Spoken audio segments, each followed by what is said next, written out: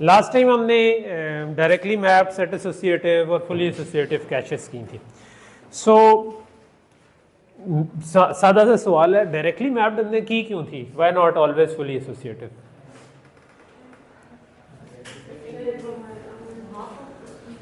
Sir क्योंकि हमें rest का फाइंड करने में आसानी होती है। अगर हम फुली एसोसिएट यूज करें तो उसके लिए हमारे कंपैरेटर लगाने पड़ेगा, हर के साथ कंपेयर करना पड़ेगा, तो इसके लिए एक ही कंपैरेटर लगेगा, सिर्फ कंपेयर करके और रेस्ट बता देगा। ठीक है, तो अगर उससे ये मसला हल हो जाता तो फिर हमने सेट एसोसिएटिव क्यों की थी? अब कोई और बताए? आप भी सोच लें, लेकिन कोई और बताए तो बेहतर है।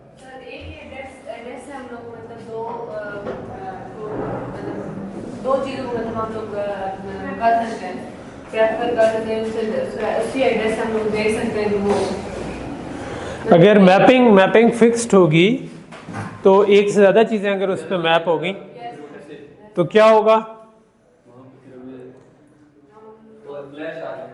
क्लैश आएगा तो क्या करेंगे? इसलिए हमने जो दूसरी है नहीं, इसीलिए नहीं, अगर डायरेक्टली मैप्ड हो तो क्लैश आ जाए तो मसला क्या होगा? वैल्यूज का साथ क्लैश है, हम दूसरी वैल्यू स्टोर वहीं पे करना चाहें तो वैल्यू स्टोर नहीं, स्टोर तो हो जाएगी, दूसरी पिछली वाली को निकालना पड़ेगा। ठीक है, सो एट अ टाइम एक ही स्टोर हो रही होगी, तो उसके लिए मैंने वर्ड भी एक स्पेशल यूज़ किया था जिसको मैंने कहा था थ्रेशिंग, जिसको कहते हैं टिपिकली, कि आप एक मैप लोकेशन की वजह से दूसरे को बाहर निकाल दें और दूसरा जब मैप हो तो पहले को बाहर निकाल दें, तो उसको हम कहते हैं थ्रेशिंग। ओके, सो जो इम्पोर्टेंट चीज़ है कि ये छोटी सी टिप है आप किसी भी सब्जेक्ट में स्टडीज़ के लिए, कि देर आर, एक होता है कि मैकेनिज्म आपको समझ आ जाए कि अच्छा कैसे काम करती हैं, लेकिन अगर आपको वजह समझ आ जाए, वाई क्वेश्चंस जिनको हम कहते हैं कि भाई क्यों हो रहा है, ठीक है, तो मैंने आपसे दो सवाल पूछे कि भाई क्यों डायरेक्टली मैप्ड हुई, तो अगर आप उसकी एक दफ़ा वजह समझ आ जाएगी तो आपको उसका मैकेनिज्म भी ऑटोमेटिकली समझ आना शुरू हो जाएगा।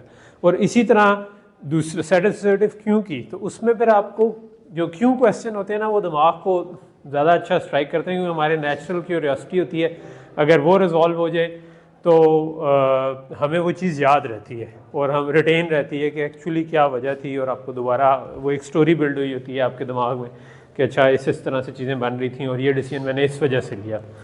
और ये वाली चीज़ हम कहते हैं उसमें भी यूज़ करते हैं जब हम जॉब इंटरव्यूज़ कर रहे होते हैं, तो किसी ने अगर फाइनल ईयर प्रोजेक्ट कोई कहा है कि मैंने ये किया है, तो अगर कोई बंदा कहीं पे फंसा होता है तो उसको याद होता है कि मैं किस चीज़ पे फंसा था, तो मैं अक्सर उससे पूछता हूँ कि क्या मुश्किल पार्ट क्या था उसमें, तो अगला बंदा जिसने काम किया होता है ही इज़ एबल टू टेल के यार क्या मसला था। जिसने नहीं किया होता, अब मुझे भी पता है कि मैंने आज से 20 साल पहले जो किया था उसमें मसले फंसे किधर थे, ठीक है, हालांकि अब 20 साल भी गुजर गए हैं, लेकिन आपको ना जो मोटा है जहाँ पर फंसे होते हैं ना, वो उस पेन ने आपको याद रखने में हेल्प की होती है।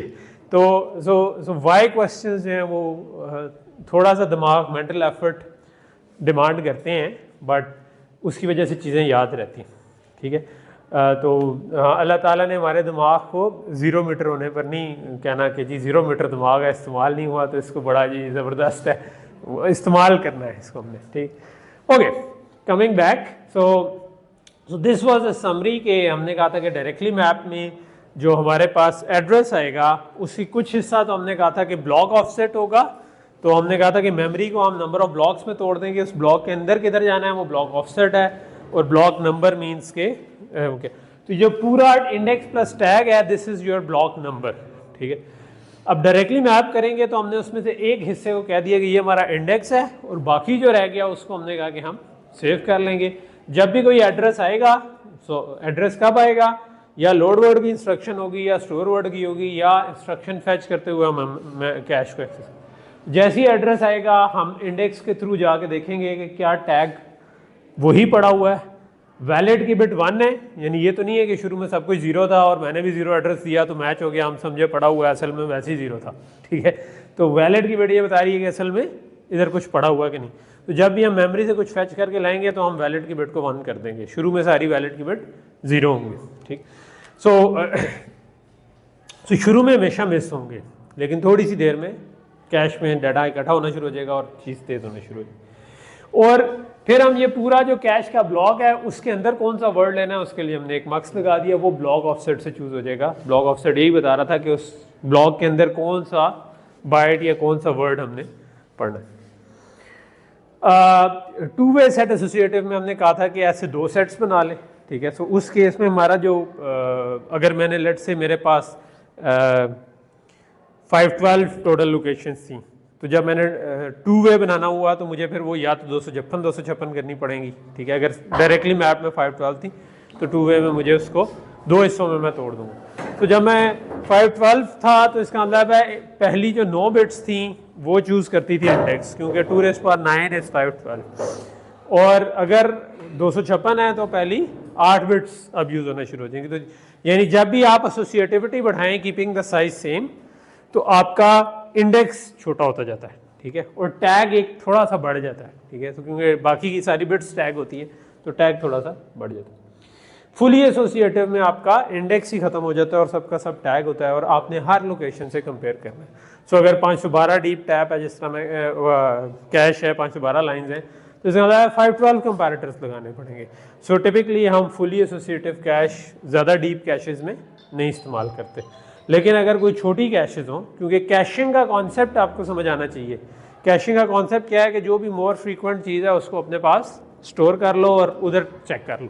तो यही कॉन्सेप्ट डाटा के लिए भी हम इस्तेमाल करते हैं, यही हम थोड़ा सा आगे जाके देखेंगे कि और भी कई जगहों पर इस्तेमाल करते हैं। कंप्यूटर आर्किटेक्चर में ये रिकरिंग थीम है कि कोई भी चीज़ आपको बार बार चाहिए तो आप उसको अपने पास कहीं पे स्टोर कर दो जो उसमें से कॉमन केसेस हैं और उसके अंदर चेक कर लें। सो अगर वो छोटी कैश बने, जिस तरह बाद में हम देखेंगे कि एड्रेस ट्रांसलेशन एक काम होता है, तो अब वो ट्रांसलेशन का ओवरहेड काफ़ी पड़ता है, तो हम जो कॉमन ट्रांसलेशन हैं वो अपने पास एक छोटी कैश में सेव करते हैं। उसको हम फुली एसोसिएटिव बना सकते हैं, क्योंकि वो हमने लेट से 8 रखे हैं, तो 8 कंपैरेटर इक्वालिटी कंपैरेटर लगाने हो तो हम कहेंगे ठीक है, इसका ओवरहेड उतना ज़्यादा नहीं है। इक्वालिटी कंपैरेटर हमने जब शुरू में देखे थे कि सिंपल एक्स नॉर एंड है, तो ठीक है, it can work.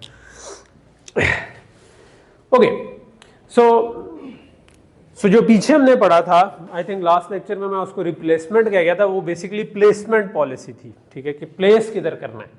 So directly map में था कि भाई जो भी इंडेक्स आ रहा है उस लोकेशन पे प्लेस करना है। सेट एसोसिएटिव में जो भी इंडेक्स आ रहा है वैसी 2 जगह हो सकती हैं। फुली एसोसिएटिव का मतलब है कि किसी भी जगह पे प्लेस कर सकते हैं, ठीक है। एक और चीज़ होती है, उसे हम कहते हैं रिप्लेसमेंट पॉलिसी, ठीक है। रिप्लेसमेंट पॉलिसी क्या है कि अगर आपने लेट से कि आपने मेमोरी से फैच करके लाए डाटा और वो जिस जगह पे मैप होता था वो चाहे लेट से 2 वे की तरह 4 वे सेट एसोसिएटिव भी हो सकती है, 8 वे सेट एसोसिएटिव भी हो सकती है, जितनी भी वो एसोसिएटिविटी थी वो सारी की सारी फील्ड थी। तो अब क्या कर रहे हैं, अब आपको किसी को बाहर निकालना है, ठीक है। डायरेक्टली थी तो वो एक ही लोकेशन थी, तो वहाँ पर तो हमारे पास कोई ऑप्शन नहीं, बस उसको बाहर निकाल दो, ठीक है। अगर लेट से 2 वे सेट एसोसिएटिव थी तो 2 लोकेशंस थी, अब 2 के अंदर डाटा पहले से पड़ा हुआ है और हमने कहा कि यार एक और चीज़ उधर ही मैप हो गई है, तो एक को बाहर निकालना है। जिसको बाहर निकालना है वो कौन सा हो, ठीक है। तो इसको हम कहते हैं रिप्लेसमेंट पॉलिसी, के रिप्लेस किसको करें उसमें से, ठीक है। तो रिप्लेसमेंट पॉलिसी जो है आपकी कॉमन सेंस क्या कहती है कि किस बेस पे रिप्लेस करना चाहिए, जो काम बार यूज हो, ठीक है। तो सबसे टॉप पे जो है वो तो रैंडम है, लेकिन उससे अगली क्या लिखी हुई है, लीस्ट रिसेंटली यूज। कम बार इस्तेमाल हुआ हो, कम बार से हमारी मुराद थी हम कम बार कह रहे थे कि किसी तरह काउंट करें कौन ज़्यादा इस्तेमाल हुआ है, लेकिन लीस्ट रिसेंटली यूज़ का मतलब है कि टाइम में अगर हम देखें कि थोड़ी देर पहले कौन कौन सा यूज़ हुआ था, तो जो सबसे पुराना इस्तेमाल हुआ था इसका मतलब है मोस्ट लाइकली अब ये वाला मेमोरी, ये वाला जो कैश ब्लॉक है ये इस्तेमाल नहीं हो रहा, ठीक है। तो ये नहीं हो रहा तो इसको बाहर निकाल दो, ठीक है।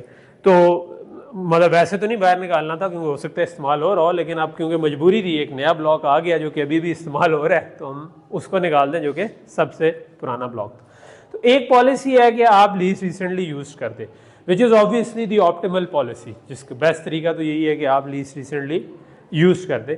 लेकिन होता क्या है कि ऑब्वियसली अगर आपने लीस्ट रिसेंटली यूज करनी है तो आपको कोई तरीका चाहिए हार्डवेयर में जो ये बता सके कि लीस्ट रिसेंटली यूज़ कौन सा वाला था, ठीक है।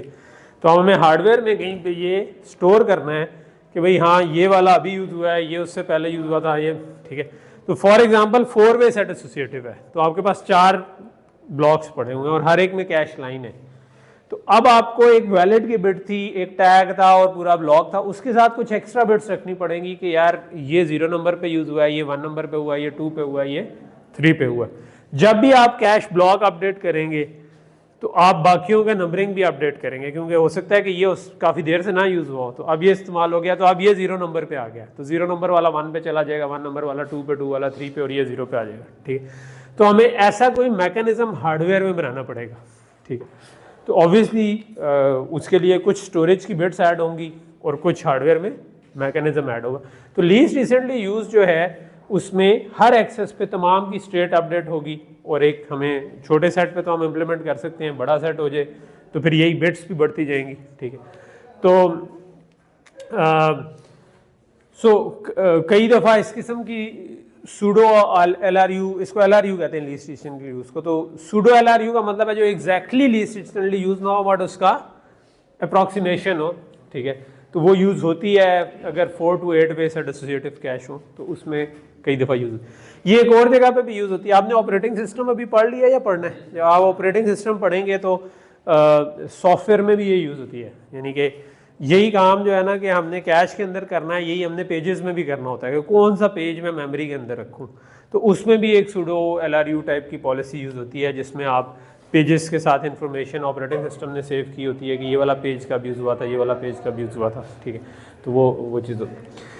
तो एक और पॉलिसी है रैंडम, कि हम रैंडमली किसी को उठा के बाहर कर दें।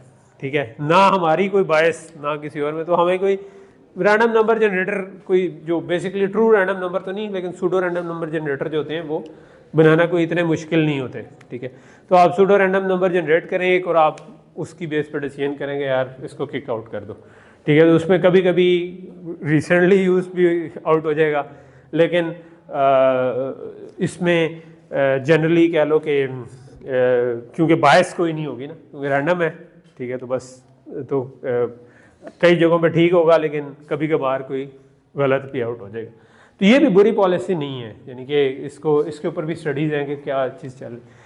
फर्स्ट इन फर्स्ट आउट ये है कि आप ये देखें कि जो लेट से कि अभी हम ये बात किस में कर रहे हैं, ये ज़हन में रखें कि एक ही जगह पे मैप्ड जो 3-4 एंट्रीज हैं, जो भी अगर 4 वे सेट एसोसिएटिव है तो उसकी 4 एंट्रीज। तो फर्स्ट इन फर्स्ट आउट ये है कि उनमें जो सबसे पहली आई थी वही आप बस ऑर्डर में रखें। पहली आई तो इधर लिखवा दें, दूसरी आई तो इधर लिखवा दें, तीसरी आई तो इधर लिखवा दें, चौथी आई तो इधर लिखवा दें, पांचवी आई तो फिर पहले को निकाल दें।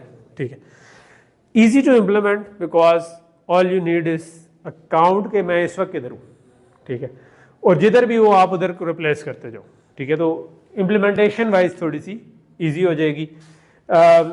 और आखिरी पॉलिसी है नॉट मोस्ट रिसेंटली यूज। ठीक है, तो इसमें आप क्या करते हैं कि आप एक रखते हैं कि यार इस वक्त कौन सा रिसेंटली यूज था।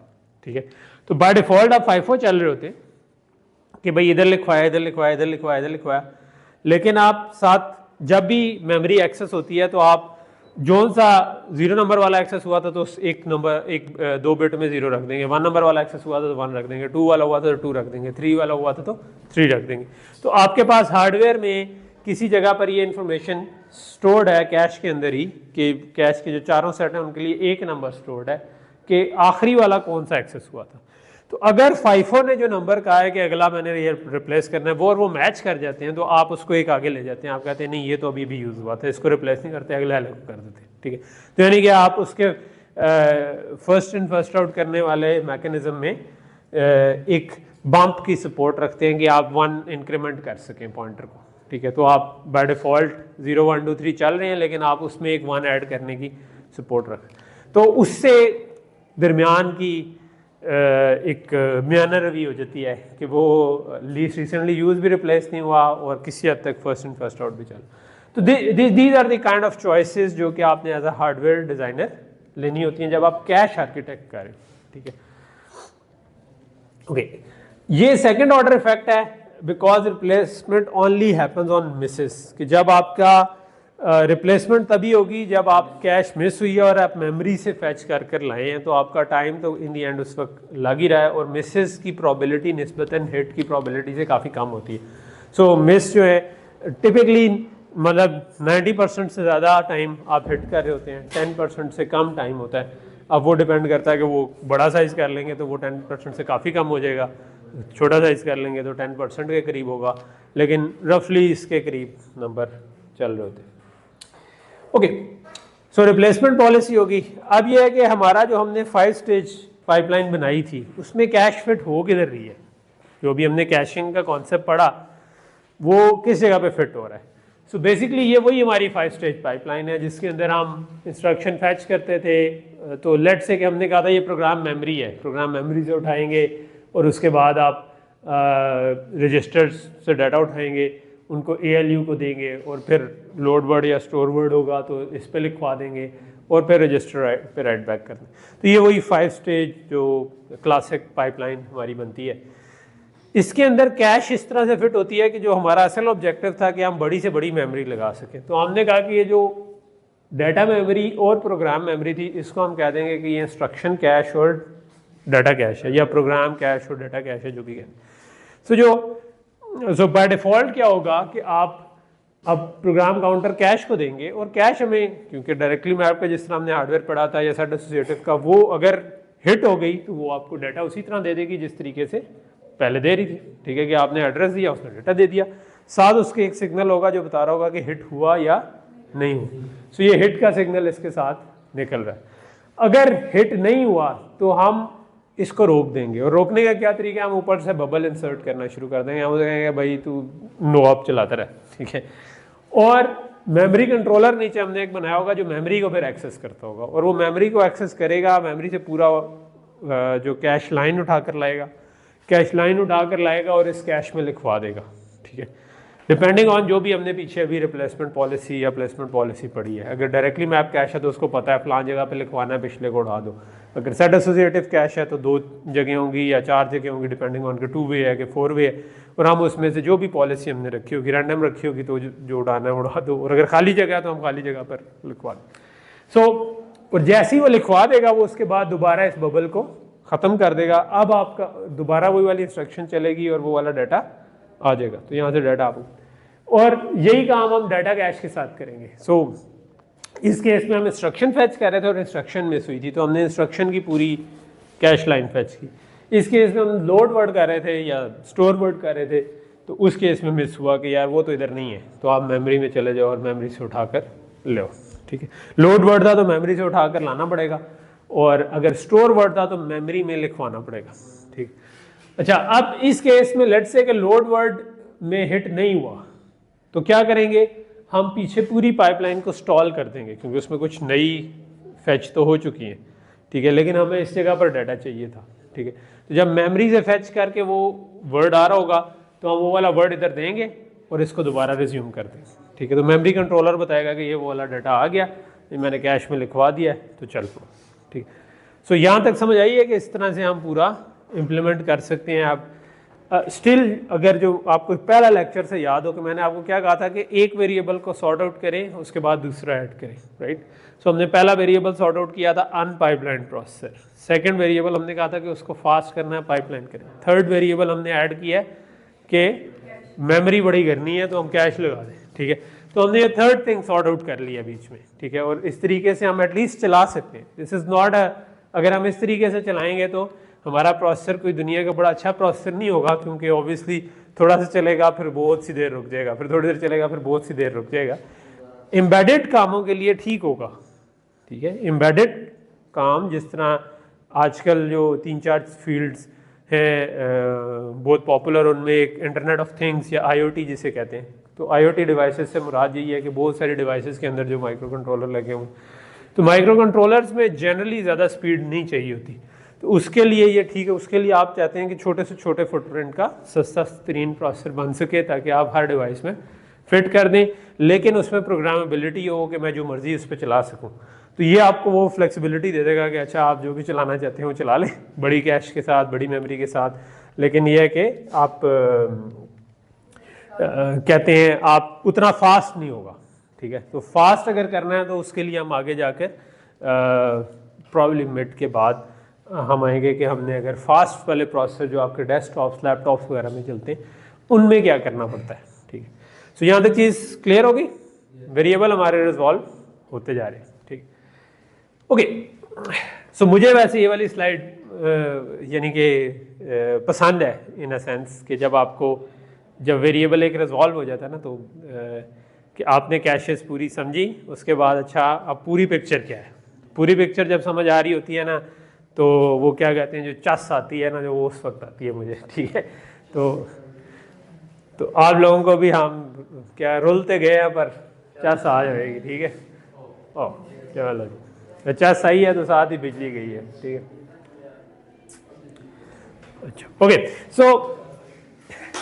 सो आगे जो है हम ये चाहते हैं कि हम कैश की परफॉर्मेंस कैसे इम्प्रूव करें। तो आगे अभी चलो ये बिजली आई है और वो उस पर स्विच हुआ लगता है ना, आप बातें ही कह रहे हो तो आप जरा उसको कहो वो रिमोट ले आए। पहले देख लो कि अगर बाय डिफॉल्ट आ जाता है तो ठीक है, अगर नहीं आता तो एक मिनट रुक जाओ, एक मिनट। बात का होता है कि ऑफ करके ऑन करें तो वही उसके साथ भाई समझ जाता है खुद ही से।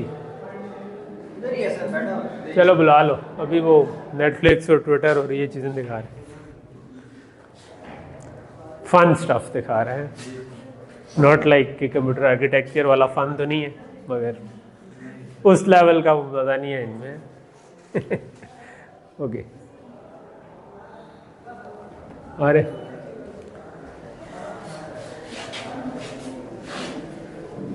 इसका मसला ये है कि इधर रखें तो गायब हो जाएगा रिमोट, है ना। बाकियों में कॉमन रिमोट है, ये तो सेल ये क्या किया है वो अपनी तरफ से लगा के गया मगर वो तो नो सिग्नल आ रहा है, उसने भी ऊपर नहीं देखा चला गया था। आ गया जी, आ गया।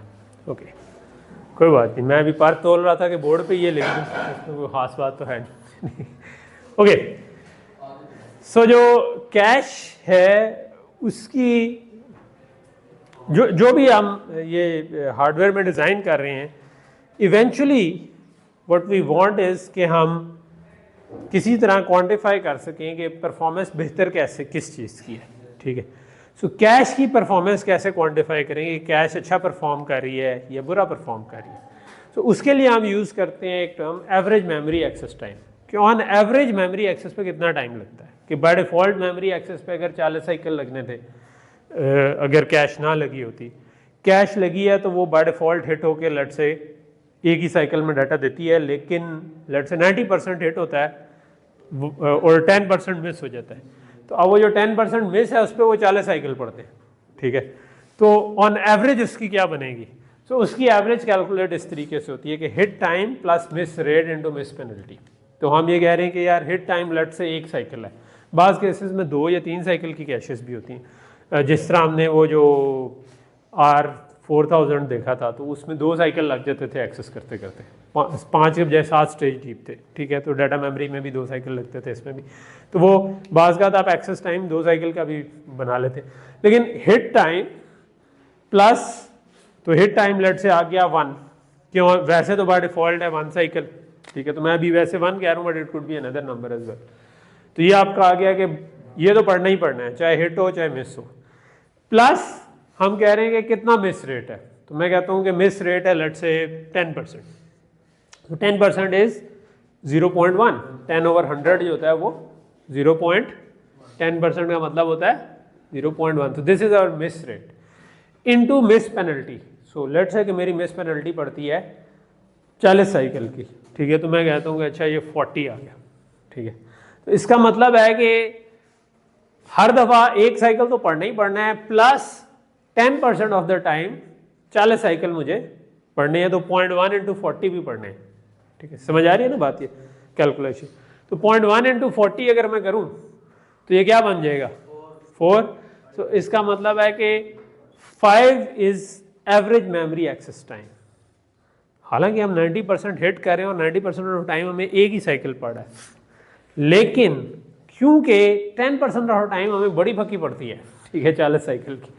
तो जब वो बड़ी फकी पड़ती है तो उसका नेट इफेक्ट ये है कि ऑन एवरेज हमारा मेमोरी एक्सेस टाइम 5 साइकिल का हो गया, ठीक है। So this is the number जो कि आपको बताएगा कि आप कैसा परफॉर्म करें, ठीक है। सो जो फॉर्मूला है वो क्या है, hit time plus miss rate multiplied by miss penalty, ठीक है, जो कि अभी मैं सेकंड्स के बजाय साइकिल्स में लिख रहा था कि 40 साइकिल पड़े। ये भी एक पॉजिटिव नंबर है, ये भी एक पॉजिटिव नंबर है। तो मिस रेट क्या है, माइनस में तो नहीं हो सकता भाई, 1%, 2%, कोई 0.1, 0.2 कोई होगा। ये भी एक पॉजिटिव नंबर है, 1 साइकिल लगे, 2 साइकिल लगे, जितना ही पड़े। और हम क्या चाहते हैं कि एवरेज मेमोरी एक्सेस टाइम कम हो या ज़्यादा हो? कम से कम हो, कि भाई हम ऑन एवरेज फास्ट से फास्ट करें। 3 पॉजिटिव नंबर हैं। अगर हम इसकी परफॉर्मेंस इंप्रूव करना चाहते हैं तो जिसको भी कम करेंगे तो परफॉर्मेंस इंप्रूव ही होगी, ठीक है। 3 ऐड मल्टीप्लाई हो रहे हैं तो हर एक का इफेक्ट ही आ रहा है समेशन में, या मल्टीप्लिकेटिव इफेक्ट आ रहा है या वो आ रहा है। तो हम तीनों चीज़ों को रिड्यूस करें तो आप जिसको भी रिड्यूस करेंगे उससे ओवरऑल इफेक्ट पॉजिटिव ही आएगा हमारा, यानी हम जो चाहते हैं वही आएगा। तो 3 चीज़ें हैं कि reduce hit time, reduce miss rate, reduce miss penalty, ठीक। सो टिपिकली हम क्या करते हैं कि हम कहते हैं कि जो हमारा इसका मतलब है हिट टाइम को कैसे रिड्यूस करें। हिट टाइम को रिड्यूस करने का मतलब है कि कैश जो है वो फास्ट से फास्ट हो, ठीक है, यानी कि फॉर एग्जांपल आपका अच्छा, अब वो उसको हम असल में कैसे निकालेंगे, यानी जब आप एक्चुअल में आर्किटेक्ट कर रहे हैं तो कैसे निकालेंगे। एक तरीका अब उसका ये हो सकता है कि अब मैंने 5 स्टेज पाइपलाइन बनाई, अभी उसमें कैश नहीं थी तो मुझे एक साइकिल टाइम आ रहा था कि यार एक साइकिल जो है लेट से 1 नैनोसेकंड लेता है, ठीक है, तो 1 गीगाहर्ट्ज पे मैं चलाना चाहता हूँ, या लेट से मैं 250 मेगाहर्ट्ज पे चलाता हूँ तो मैं कहता हूँ 4 नैनोसेकंड लेता है, तो लेट से 4 नैनोसेकंड मेरा टाइम आ गया। लेट से मैं टारगेट कर रहा हूँ स्लोअर प्रोसेसर, ठीक है। तो अब मैं क्या कर सकता हूँ हिट टाइम में कि 4 नैनोसेकंड पे जितनी बड़ी कैश हो सकती है वो लगा दूँ, ठीक है, लेकिन मैं उसे 4 नैनोसेकंड से कम ही रखूँ, ठीक है, कि जो मेमोरी है, क्योंकि कैश बड़ी करता जाऊँगा तो वो 4 नैनोसेकंड को क्रॉस करने की कोशिश करेगी कि भाई उसके आगे जो रेज फाइल के आगे मार्क्स जिस तरह लगाया था तो उसके भी रो और कॉलम भी बना दें, तब भी हमारे 2 मार्क्स ही हैं, तो वो मार्क्स बड़े होते जाएंगे। तो अगर मैं सिंगल साइकिल रखना चाहूँ तो मुझे ये पता है कि यार ये मेरी टाइम लिमिट है, ठीक है, तो इसके अंदर जितनी बड़ी कैश लग सकती है वो। मिस रेट कैसे इंप्रूव होगा, जितनी बड़ी कैश होगी, तो वो मैंने पहले ही कह दिया कि इस टाइम के हिसाब से जितनी बड़ी कैश होगी, ठीक है, तो इस टाइम से आगे नहीं जाऊंगा तो हिट टाइम बेस्ट आ जाएगा, और उसमें जितनी बड़ी कैश लगा लूंगा तो miss rate.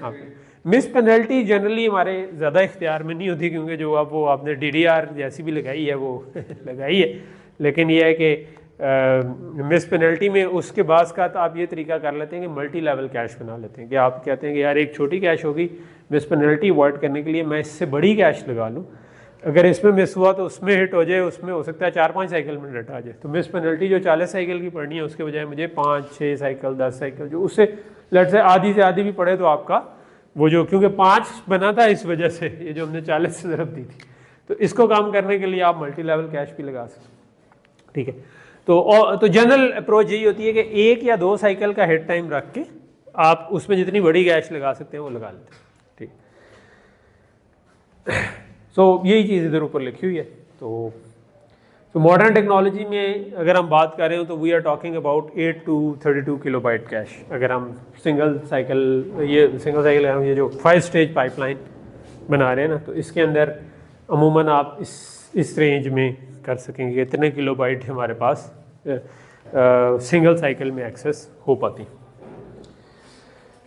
Okay, so cash Mrs जो होते हैं वो 3 किस्म के हैं। तो कैश हिट और कैश मिस, हमने कहा कि भाई कैश में मिल गया तो हिट, कैश में नहीं मिला तो मिस। सो कैश मिस जो हैं उनको अगर हम थोड़ा सा फर्दर एनालिसिस करें तो वो 3 किस्म के होते हैं, उन्हें 3 C's ऑफ कैश मिस कहते हैं। Later on in the course जब हम मल्टी कोर पढ़ेंगे तो हम इसमें एक चौथा भी C ऐड करेंगे, कोहेरेंसी मिस, लेकिन वो हम बाद में देखेंगे। लेकिन अभी जो सादे वाले 3 हैं वो क्या हैं? Compulsory miss. कंपल्सरी मिस क्या चीज़ है कि शुरू में कैश खाली थी, तो जब भी आप कैश पे जाएंगे तो कैश ने मिस ही होना है, ठीक है। तो शुरू में पहली दफ़ा डाटा लाने के लिए जो मिस होते हैं वो उनको हम कहते हैं कंपल्सरी मिस, कि ये तो आप अवॉइड नहीं कर सकते, ठीक है। इसके बाद जब पहली दफ़ा एक ब्लॉक आ गया तो अब उसके करीब करीब की चीज़ें एक्सेस हो रही होंगी तो वो हिट होते रहेंगे, लेकिन फिर जब आप बाउंड्री क्रॉस करेंगे तो पहली दफ़ा तो उसने आना ही है, ठीक है।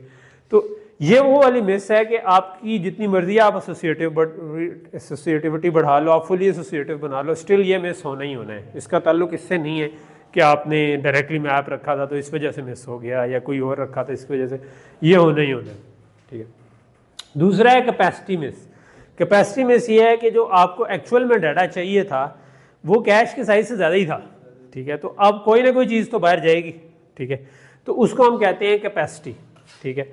तो अगर आपकी इवन परफेक्ट रिप्लेसमेंट पॉलिसी हो, स्टिल ये वाला आपका मिस होगा, बिकॉज आपके पास जो कैश थी वो एक फिक्स साइज़ की थी। हमने पिछली स्लाइड में देखा कि यार हम फास्ट रखना चाहते थे, हमने 32 KB की कैश लगा दी, वो 32 KB की कैश फिल होगी, हमें मज़ीद डाटा चाहिए था, तो आप कोई ना कोई चीज़ रिप्लेस हो जाएगी, और जो रिप्लेस होगी उसकी वजह से कैश मिस आएंगे, तो उनको हम कहते हैं कैपेसिटी। तो ये भी सी से स्टार्ट हो रहा है।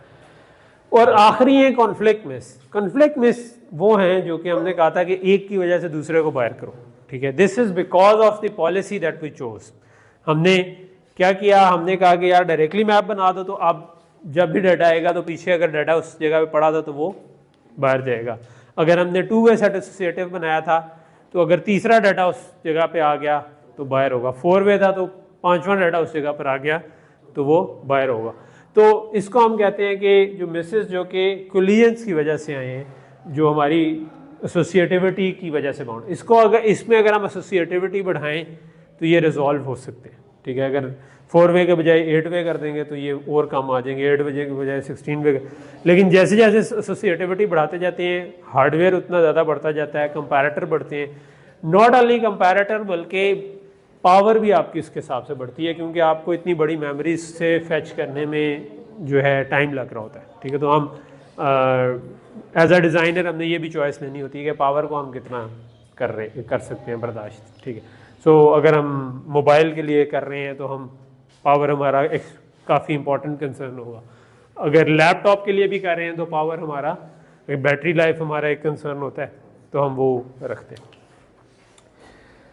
सो आज जो है वो ना छोटे छोटे, अब हम कैश की डिटेल्स को देखते जा रहे हैं, अलग डिटेल्स जो आ रही हैं, ठीक है। इसमें से हो सकता है शॉर्ट क्वेश्चंस हैं आपके डिफरेंट, ठीक है, कि जिसमें मैं टिपिकली जो है वो कोई सिनेरियो दे देता हूँ और उसमें पूछता हूँ कि यहाँ पर क्या होना चाहिए, ठीक है। सो अगर आपको अंडरस्टैंडिंग सही होगी तो आपको समझ आ जाएगी कि उस जगह पे क्या करना चाहिए, ठीक है। तो you have to work on your understanding कि क्या होनी चाहिए, ठीक है। अच्छा, कैश के डिफरेंट जो पैरामीटर्स हैं कैश की, कह लो कि कैश में हमने एक चीज़ रखी थी कि एसोसिएटिविटी कितनी रखेंगे। एक ये है कि ब्लॉक कितना रखें। मैं अभी तक जिस तरह पहले 16-32 बोल रहा था कि इतना ब्लॉक है, सो ब्लॉक कितना रखें ये भी एक पैरामीटर है, ठीक है। कैश का साइज़ कितना रखें वो भी एक पैरामीटर है। तो अगर कैश बड़ी होगी तो क्या होगा कि आपके कैपेसिटी और कन्फ्लिक्ट मिसेस कम हो जाएंगे, ठीक है, क्योंकि कैश बड़ी है तो कैपेसिटी बढ़ गई, ठीक है, और कैपेसिटी बढ़ गई तो कन्फ्लिक्ट भी थोड़े कम हो गए, ठीक है, और लेकिन हिट टाइम बढ़ जाएगा, ठीक है। तो जो प्लस है वो पॉजिटिव साइड है, नेगेटिव माइनस जो है उसका कौन है, ठीक है, कि उसका नुकसान क्या है, ठीक है। तो हम अगर लार्जर कैश करेंगे तो वो हिट टाइम बढ़ जाएगा, लेकिन इन पैरेलल आपका जो आपके मिसेस हैं वो कम हो जाएंगे, ठीक है। एसोसिएटिविटी बढ़ाएंगे तो कौन से मिसेस कम होंगे? कन्फ्लिक्ट मिसेस कम होंगे, क्योंकि कन्फ्लिक्ट यही थे कि एक दूसरे की वजह से कन्फ्लिक्ट कर रहे थे, तो कन्फ्लिक्ट मिसेस कम हो गए। लेकिन at the same time hit time बढ़ सकता है, ज़रूरी नहीं, क्योंकि आप पैरेलल में भी लगा सकते हैं, ठीक है, लेकिन आपको दो को कंपेयर करना है आपस में, ठीक है। तो थोड़ा सा आपको उनके दरमियान भी सिलेक्शन के लिए मार्क्स डालना है, तो थोड़ा बहुत इफेक्ट उस पर पड़ेगा। थोड़ा सा एनर्जी में भी पड़ेगा, जो इधर नहीं लिखा हुआ कि पावर जो आप कंज्यूम कर रहे हैं वो भी पड़ेगा। लाइन जो कैश लाइन या ब्लॉक, मैंने कहा था कि कितनी बड़ा ब्लॉक हमने किया हुआ, वो अगर हम बढ़ा दें तो क्या होगा, उससे आपके कंपल्सरी और कैपेसिटी मिस थोड़े से कम होंगे, ठीक है। क्यों कम होंगे वैसे?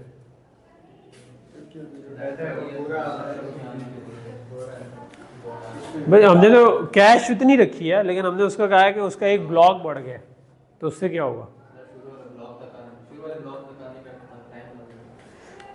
नहीं, हम तो कह रहे हैं कि इम्प्रूव हो जाएंगे, रिड्यूस हो जाएंगे कंपल्सरी मिसेस, जो हम कह रहे थे कि ज़रूर कंपल्सरी होने ही होने हैं शुरू में, वो रिड्यूस कैसे होंगे?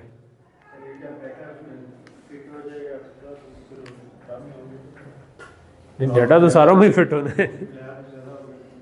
ब्लॉक साइज बढ़ने का मतलब है कि फॉर एग्जांपल मैंने एक इंस्ट्रक्शन फैच पे मिस हुआ तो आपने एक बड़ा ब्लॉक फैच कर लिया। अब इसका मतलब है कि अगर छोटा ब्लॉक होता तो ब्लॉक बाउंड्री पे दोबारा मिस होना था, लेकिन आपने बड़ा ब्लॉक फैच किया तो ब्लॉक बाउंड्री पे अगला मिस नहीं होगा क्योंकि आपने बड़ा ब्लॉक ही फैच कर लिया। ठीक है, तो ब्लॉक बढ़ाने से आपके कंपल्सरी मिस जो है वो थोड़े से कम हो जाएंगे। ठीक है, और दूसरा कैपेसिटी मिस भी आपके थोड़े से कम हो जाएंगे क्योंकि रीलोड्स आपको नहीं करने पड़ेंगे। अलबत्ता आपके जो कन्फ्लिक्ट मिस हैं वो थोड़े से बढ़ जाएंगे। उसकी वजह क्या है कि अब आपने जब ब्लॉक बढ़ाया है तो टोटल नंबर ऑफ ब्लॉक्स कम हो गए। ठीक है, तो टोटल नंबर ऑफ ब्लॉक्स कम हो गए तो इसका मतलब है ज़्यादा चीज़ें सेम जगह पे मैप कर रही हैं। ज़्यादा चीज़ें सेम जगह पे मैप कर रही हैं तो इसका मतलब क्या हुआ कि उनमें प्रोबेबिलिटी बढ़ जाएगी कि एक दूसरे, ये बिल्कुल उस तरह है कि जिस तरह हमने पीछे वो सेट एसोसिएटिव में नहीं किया था, जब हमारे पास वो हमने किया डिफरेंट चीज़ थी, सेट एसोसिएटिव थे, लेकिन वो इस चीज़ को शो करती है किसी हद तक। मैं ये वाले में जब हम 8 से 4 पे गए थे तो अब हमारे पास 4 हैं तो ज़्यादा चीज़ें इस पे मैप हो रही थी। ठीक है, तो ऑल्दो यहाँ पे तो एसोसिएटिविटी बढ़ा रहे थे, लेकिन लेट्स अज्यूम कि मैंने इसके बजाय ब्लॉक का साइज़ बढ़ा दिया और इसको 4 कर दिया, तो अब अगर ये 8 थी तो 32 में से हर 8वीं चीज़ इस पे मैप हो रही थी। अगर ये 4 हैं तो इसका मतलब है 32 में से हर 4थी चीज़ मैप हो रही है। तो इसका मतलब है जब ज़्यादा चीज़ें इस पे मैप हो रही हैं तो इसमें उनमें कन्फ्लिक्ट का चांस ज़्यादा है।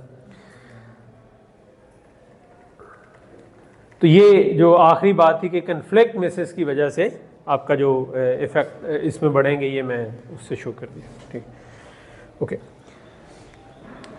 सो ये काइंड ऑफ ग्राफ्स हैं जो कि आपको एक तरफ कैश साइज और डिफरेंट टाइप के जो आपके मिसेस होते हैं ना, मिस रेट, वो आपको बता रहे हैं कि अगर कंपल्सरी मिस, कैपेसिटी मिसेस और डिफरेंट 1 वे 4 वे पॉलिसी के हिसाब से, तो अगर आपका कैश साइज छोटा है, ठीक है, तो हर टाइप के मिसेस ज़्यादा हैं, लेकिन आप बढ़ाते जाएं तो आपके नंबर ऑफ मिसेस कम होते जाते हैं। ठीक है, तो पर टाइप आपके जो मिस हैं वो ओवरऑल कम होते जा रहे हैं जैसे जैसे आप राइट पर जाते हैं।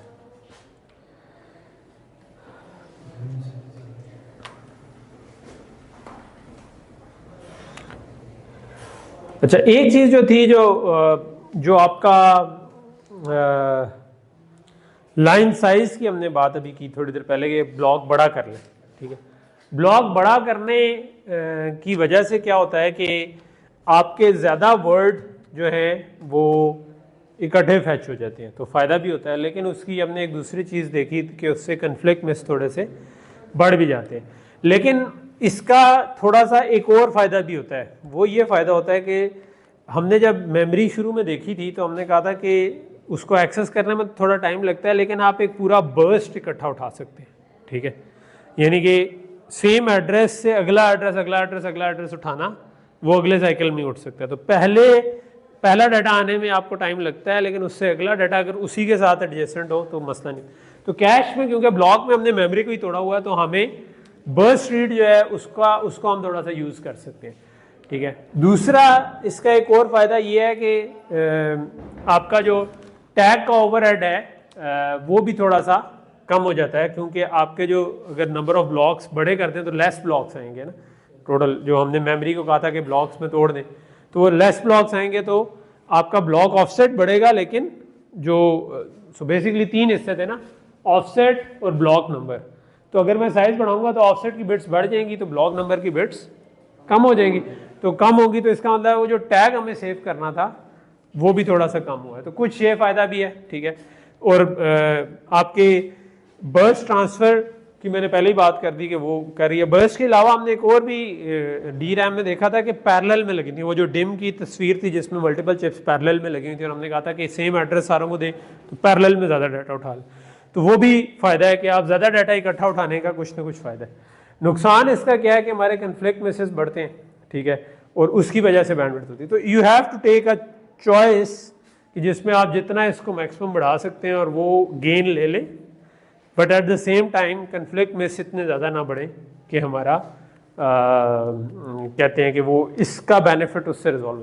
सो टिपिकली जो आर्किटेक्ट्स होते हैं ना, वो अमूमन सिमुलेटर्स को यूज़ करते हैं टू सिमुलेट कि डिफरेंट वर्कलोड्स के ऊपर एक्चुअल में परफॉर्मेंस नंबर्स क्या आएंगे, ठीक है। तो हम शायद उस लेवल तक तो नहीं पहुंचेंगे, लेकिन ये है कि हमें असूली तौर पे जो ये डिसीजन लेना है, क्योंकि ये अब थोड़ी सी कॉम्प्लेक्स पिक्चर बन गई ना कि क्या बढ़ाऊं तो उसका भी फ़ायदा है, घटाऊं तो उसका भी फ़ायदा है। तो बेस्ट तरीका ये होता है कि आप डिज़ाइन पैरामीटर्स के हिसाब से सिमुलेट करके देखते हैं, सॉफ्टवेयर में चला के देखते हैं कि यार प्रोसेसर के ये पैरामीटर्स हैं। सिमुलेशन सॉफ्टवेयर के थ्रू आप को पता चलता है कि कौन सा कह लो कि कौन सी scheme is best suited for our case, ठीक है। तो उस पर फिर हम चले जाते हैं। ये जो है ये अब डिफरेंट आपको ब्लॉक साइजेस के हिसाब से बता रही है कि जो हर लाइन है ना, this is a different block size, ठीक है। तो अगर 256 के है, 64 के है, 16 के है, 4 के है, तो आपका जो मिस रेट है वो कैसे चल रहा है। तो बड़े साइज़ पे आपका मिस रेट कम हो रहा है, छोटे साइज़ पे जाके वो आपका बढ़ता जा रहा है। तो आप यानी इस किस्म के ग्राफ्स प्लॉट करके उनकी बेस पे एनालिसिस करते हैं कि कौन सा बेस्ट है। तो और इनको मिस रेट निकालेंगे कैसे, ये मैंने आपको पहले बताया था कि टिपिकली जब आप कंप्यूटर बनाते हैं और आप कहते हैं कि यार मार्केट में लाना है, तो मैं कह रहा हूँ कि बड़ा तेज़ है, तो ये तो सारे ही कहेंगे कि जी मेरा कंप्यूटर बड़ा तेज़ है, तो आप उसके लिए बेंचमार्क्स यूज़ करते हैं। तो यहाँ पर देखें लिखा हुआ है कि स्पेक 2000 या स्पेक 92, तो ये जो स्पेक हैं दीज आर बेंचमार्क्स, ठीक है। तो ये प्रोग्राम है, ये आप अपने प्रोसेसर पर रन करते हैं कंपाइल करके और देखते हैं कि कितना टाइम ले रहे हैं, ठीक है।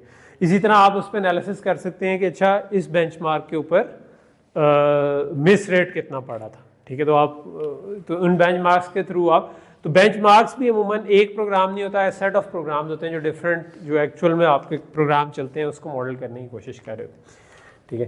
तो उसके हिसाब से फिर आप चॉइस लेते हैं, ठीक है। ओके, सो अभी तक जो हम ज़्यादातर कर रहे थे वो हम रीड के पॉइंट ऑफ व्यू से कर रहे थे कि मैंने लोड वर्ड किया, कैश में मिला तो कैश हिट होगी, कैश में नहीं मिला तो कैश मिस होगी। हमने ज़्यादा राइट पे फोकस नहीं किया था कि अगर मैं लिखवाने जा रहा हूँ, मैं कहता हूँ स्टोर वर्ड की इंस्ट्रक्शन आ गई, स्टोर वर्ड की इंस्ट्रक्शन आई तो मैंने कहा फ्ला मेमोरी लोकेशन पर लिख दो। अब मेमोरी लोकेशन पे लिखना है लेकिन दरमियान में कैश है, तो अब मैं कैश में लिखूँ या मेमोरी में लिखूँ या दोनों में लिखूँ, ठीक है। तो ये ऑप्शन आ गई, ठीक है। तो ये वाली जो चीज़ है इसको हम कहते हैं राइट पॉलिसी, ठीक है। और इसमें भी दो केस बनते हैं कि कैश हिट हो या कैश मिस हो। तो कैश हिट पे क्या करूं, कैश मिस पे क्या करूं, ठीक है। सो ऑब्वियसली दोनों केस ही बनने थे, ठीक है। अच्छा, सो अब मैं, तो कॉन्टेक्स्ट ये है कि मैं लिखवाना चाह रहा हूँ, स्टोर वर्ड करना चाह रहा हूँ, और पहला केस है लेट्स से कि कैश हिट हो गई, ठीक है। कैश हिट हो गई तो अब इसमें मेरे पास एक चॉइस ये है कि मैं सिर्फ कैश में ही लिखवा दूँ, मेमोरी पर ना लिखवाऊँ, ठीक है। और एक ऑप्शन ये है कि मैं कैश पे भी लिखवा दूँ और मेमोरी पर भी लिखवा दूँ। अगर मैं ये वाली ऑप्शन लूँ कि मैं कैश पे भी लिखवा दूँ और मेमोरी पर भी लिखवा दूँ, इसको कहते हैं राइट थ्रू, कि थ्रू एंड थ्रू, इधर भी लिखवा दो उधर भी लिखवा दो, दोनों जगहों पर लिखवा दो, ठीक है। तो इसको हम राइट थ्रू कहते हैं कि दोनों तरफ लिखवा दो, ठीक है। तो एक ये पॉलिसी हो सकती है। तो ये डिज़ाइन चॉइस है कि मैं अगर कैश बना रहा हूँ तो मैंने सोचना है कि ये यूज़ करूँ या वो यूज़ करूँ, ठीक है। दूसरी पॉलिसी है जिसको हम कहते हैं कि नहीं, तुम सिर्फ कैश पे लिखवा दो, मेमोरी पे अभी ना लिखवाओ, मेमोरी पे किसी और टाइम लिखवा देना, ठीक है। तो जब मैं ये कहूँगा किसी और टाइम, तो किस टाइम, किसी जगह, इवेंचुअली तो मेरा जो स्टोर वर्ड है वो मेमोरी को रेफर कर रहा था, ठीक है। तो अगर मैंने कैश पे लिखवाया और मेमोरी पर ना लिखवाया तो मेमोरी पे कब रिफ्लेक्ट होगा, ये सवाल पैदा होता है। मेमोरी पे तब होगा जब उसकी जगह ना रहे। तो जैसे ही उसको हम रिप्लेस करें तो हम मेमोरी पर लिखवा दें। अच्छा, अब फायदे नुकसान क्या है जब आप ये पॉलिसी इंप्लीमेंट करें, राइट, इसको हम कहते हैं राइट बैक, कि इसको बाद में लिखवाना, राइट बैक बाद में करना, अभी आप कैश में लिखवा दो। इसका फ़ायदा ये है कि मेमोरी के ऊपर ज़्यादा ट्रैफिक जनरेट नहीं होती, क्योंकि आप ज़्यादातर जो स्टोर वर्ड है वो उसी के अंदर करते रहते हैं, ठीक है। और जब तक कोई लाइन इवेक्ट नहीं होती, या जिसको हम कहते हैं कि कोई और उसको रिप्लेस नहीं करता, तब तक आप मेमोरी पर नहीं लिखवाते, तो मेमोरी ट्रैफिक तो कम होगी। ऑब्वियसली हार्डवेयर में आपको इम्प्लीमेंट करने में थोड़ा सा एक्स्ट्रा लॉजिक लगेगी, लेकिन उसका फ़ायदा है कि मेमोरी ट्रैफिक इससे कम हो जाती है। राइट थ्रू में है कि आपके पास ट्रैफिक ज़्यादा है मगर पाइपलाइन आपकी सिंपल हो जाती है, कैश डिज़ाइन थोड़ा सा सिंपल हो जाता है। कुछ सवाल था? सर वो जो हम लैपटॉप में ये कैश यूज़ करते हैं L1 L2 L3, तो ये फील्ड यानी कि L3 से होती है L1 से स्टार्टिंग में? L1 L2 L3 पे अभी हम आएंगे थोड़ा सा आगे जाके, ठीक है। तो L1 L2 L3 अभी जो हम पढ़े हैं ना, आप समझो कि ये सिर्फ L1 है और हमने पीछे मेमोरी लगाई हुई है। लेकिन मैंने थोड़ी देर पहले आपको hit time plus miss rate into miss penalty कहा था, तो मैंने कहा था मिस पेनल्टी अवॉइड करने के लिए हम मल्टीपल लेवल ऑफ कैशेस भी लगा सकते हैं। तो वो बेसिकली वो होती है। सबसे पहले आप L1 में चेक करते हैं, अगर L1 में हिट मिल जाए तो वहीं से पकड़ लेते हैं, क्योंकि L1 फास्ट होती है, L2 उससे बड़ी होती है लेकिन थोड़ी सी स्लो होती है, L3 उससे भी बड़ी होती है लेकिन थोड़ी सी और स्लो होती है, लेकिन ऑब्वियसली रैम से फास्ट ही होती है। तो आप पहले इसमें देखते हैं, फिर इसमें देखते हैं, फिर उसमें देखते हैं। और अगर शुरू में ही जैसे ही मिल जाए आपको आगे देखने की ज़रूरत नहीं। ओके, सो राइट पॉलिसी में ये चीज़ समझ आ गई कि हिट हुआ तो अब दो ऑप्शन थी कि यार या दोनों जगहों पर लिखवा दूँ या एक जगह पर लिखवा दूँ। तो दोनों जगहों पर लिखवा दूंगा तो राइट थ्रू है, सिंपलर पाइपलाइन बन जाएगी, लेकिन मेमोरी ट्रैफिक ज़्यादा जनरेट होगी। राइट बैक रखेंगे तो इसका मतलब है कि पाइपलाइन में आपको कुछ उसको हैंडल करने के लिए, फॉर एग्जांपल आपको कोई मैकेनिज़्म रखना होगा कि जिससे आपको पता चल सके कि इस पर मैंने लिखवाया या नहीं लिखवाया। आप ये नहीं चाहेंगे कि हर दफ़ा जब इफेक्ट हो तो मैं मेमोरी पे लिखवाऊँ, आप चाहेंगे अगर मैंने लिखवाया तो हम एक और बिट रख देते हैं। तो एक वैलिड की बिट थी, एक और बिट रख देते हैं जिसका नाम अमूमन हम रखते हैं डर्टी बिट, ठीक है, कि ये कैश लाइन डर्टी हो गई है, ठीक है। डर्टी का मतलब है कि इसमें मैंने लिखवा दिया है तो now this is not reflecting main memory. So जब भी इसने इफेक्ट होना है तो अगर डर्टी बिट सेट है तो हम कहेंगे कि इसको मेमोरी पर लिखवा दो। अगर डर्टी बिट सेट नहीं है इसका मतलब है कि इसको सिर्फ रीड ही कर रहे थे, तो जो मेमोरी में पड़ा है वही इधर पड़ा है, तो कभी राइट करवाया ही नहीं, तो अपडेट ही नहीं हुई। तो इसका मतलब है कि जब इफेक्ट हो जाए तो बस ठीक है, सीधा रिप्लेस कर दो, ठीक। तो अमूमन हमें फिर कोई इस किस्म की चीज़ फिर डालनी पड़ेगी हार्डवेयर। अच्छा, तो अब एक केस है राइट करते हुए कि हिट हो गया। तो हिट होते हुए ये सवाल था कि दोनों तरफ लिखवाऊँ या एक दफ़ा लिखवाऊँ, एक को राइट थ्रू कह दिया, एक को राइट बैक कह दिया। एक है कि कैश मिस हुआ, ठीक है। तो मिस हुआ तो अब इसका मतलब है कि कैश में तो नहीं लिखवाना, मेमोरी पर ही लिखवाना है। लेकिन अब उसमें दो चॉइस आती हैं कि क्या मेमोरी पर अगर मैं लिखवाऊँ तो साथ उस लाइन को फैच करके अपने पास कैश में लाऊं या ना लाऊं, ठीक है। अगर मैंने स्टोर वर्ड किया है तो क्या उस डाटा को उठाकर मैं ले आऊं कैश में भी या ना लाऊं। अगर तो मैं उसको कैश में ले आऊं तो उसको हम कहते हैं राइट एलोकेट, और अगर हम उसको या बाज़ का फैच ऑन राइट भी कहते हैं, फैच ऑन राइट और राइट एलोकेट एक ही बात है। और अगर मैं उसको उठाकर ना लाऊं कैश में तो उसको हम कहते हैं नो राइट एलोकेट। इसका मतलब है कि बस ठीक है, नहीं मिला तो मेन मेमोरी में जाकर लिखवा दो, कोई मसला नहीं। जी, पावर ऑफ होती है तो उस वक्त डाटा लॉस नहीं हो जाता। हाँ जी, तो सर आप फिर मेन मेमोरी में अगर वो डाटा चाहिए हो, मेन मेमोरी का भी डाटा लॉस हो जाता है, पावर जाती है तो पावर जाती है तो सिर्फ हार्ड डिस्क आपकी वोलेटाइल में, नॉन वोलेटाइल है ना।